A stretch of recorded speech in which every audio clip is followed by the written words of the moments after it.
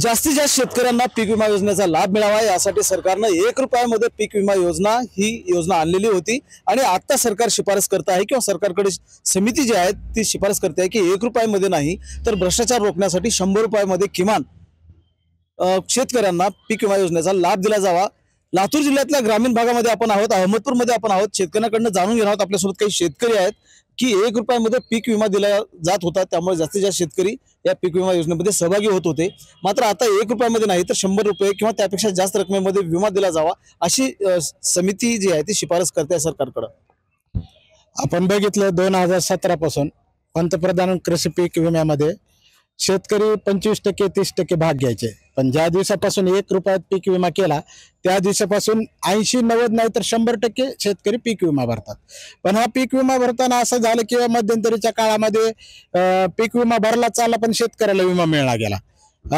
एखाद्या एक घटकाला एक प्लॅनिंग करून जो विमा मानतात तसं भरलं चाललं तिथं मिळायला लागला। मग अशा पद्धतीनं आणि लोक एकमेकाच्या नावावर कोणीही कुठे विमा भरला आली। मग ह्या भ्रष्टाचाराला नियंत्रण आणण्यासाठी आणि शेतकऱ्याला सरसकट विमा मिळावा म्हणून आपल्या राज्याचे कृषी मंत्री धनंजय मुंडे यांनी एक समिती नेमली होती। आयुक्ताच्या अध्यक्षतेने त्यावेळेस समिती नेमली आणि त्या समितीला सांगितलं की आंध्र प्रदेश असेल, तेलंगणा असेल, इतर राज्यामध्ये जो विमा आहे तो कशा पद्धतीने शेतकऱ्याला मिळतो ती विमा पद्धती आपल्याकडे लागू करण्यासाठी तुम्ही त्या विमा पद्धतीचा अभ्यास करा। पण या समितीने वेगळाच अभ्यास करून आले। काय म्हणते 1 रुपयामध्ये पीक विमा भरण्याच्या ऐवजी 100 रुपयामध्ये जर भरायला दिला तर भ्रष्टाचार करणार आहे। त्याला एकमेव पर्याय आहे की बाबा आधार लिंक मोबाईलला OTP पाठवणे आणि त्याच्यानंतर विमा भरणे।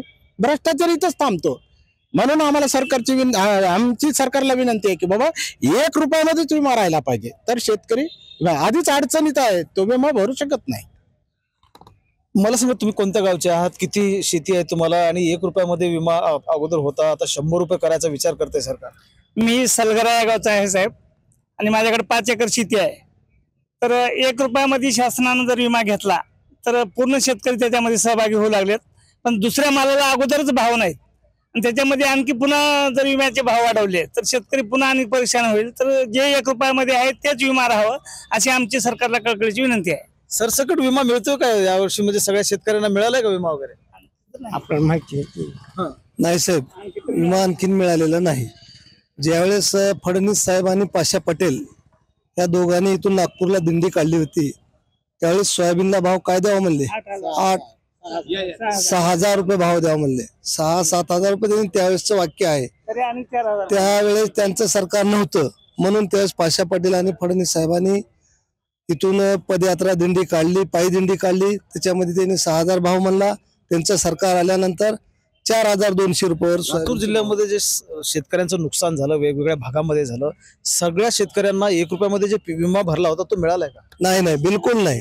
आतापर्यंत आणखीन 1 रुपया मिळाला नाही आणि त्यांनी 1 रुपया ज्यावेळेस पंतप्रधान नरेंद्र मोदी साहेबांनी विमा काढलेला आहे 1 रुपयामध्ये आणि नंतर 100 रुपये कशा करता करायचा? हा भ्रष्टाचार आहे असं आम्ही स्पष्ट सांगू शकतो। 1 रुपयात असो की 100 रुपयामध्ये असो, मात्र नुकसान झाल्यानंतर शेतकऱ्यांना विमा मिळाला पाहिजे अशी मागणी जी आहे किंवा जे म्हणणं आहे ते अहमदपूर तालुक्यातल्या शेतकऱ्यांचं। मला सांगा तुमचं काय म्हणणं विम्याच्या बाबतीत?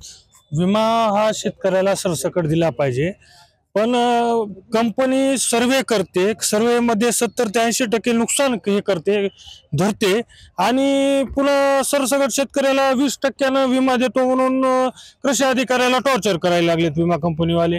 त्याच्यामुळे मग पंचनामा तुम्ही कशासाठी केला? तुम्ही ऍप कशासाठी आणले पंचनाम्याचे? तुम्ही शेतकऱ्याला परेशानी का केली? 100 रुपयामध्ये विमा राहायला पाहिजे की 1 रुपयामध्ये? 100 रुपयामध्ये असो किंवा 1 रुपयामध्ये असो, पण 7/12ला आधार कार्ड प्रत्येक शेतकऱ्याचं लॉग इन करून त्या संबंधित शेतकऱ्यालाच OTP गेला पाहिजे। आणि त्याच्यामध्ये सुद्धा एक असं आहे की ते बॉन्ड लावून शेतकरी भरतात की बाबा मी फलाण्याची जमीन करतो।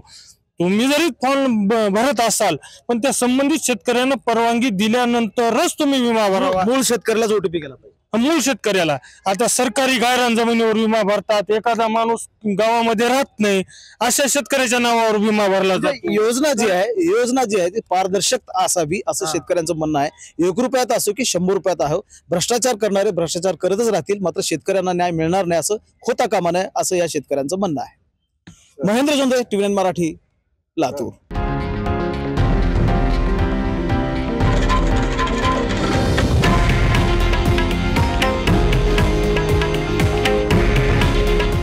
हे आहे देशातील नंबर 1 न्यूज नेटवर्क आणि आपण पाहत आहात TV9 मराठी.